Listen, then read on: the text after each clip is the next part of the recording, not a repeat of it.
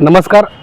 जिल्हाधिकाऱ्याला निवेदन द्यायला आलो होतो की जे पेपर लीक होत आहेत आणि सोनम वांगचूक यांच्या मागण्या शासनाने पूर्ण कराव्यात, योग्य तो निर्णय घ्यावा आणि पेपर लीक सारख्या घटनांना आळा घालावा, त्यासाठी निवेदन द्यायला आलो होतो.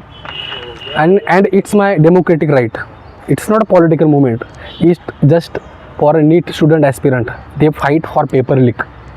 त्यामुळे शासनाने यावर नक्कीच विचार करावा, पेपर लीक सारख्या घटनांना आळा घालावा, योग्य केंद्राने विचार करून तात्काळ निर्णय घ्यावा, एवढीच विनंती आहे.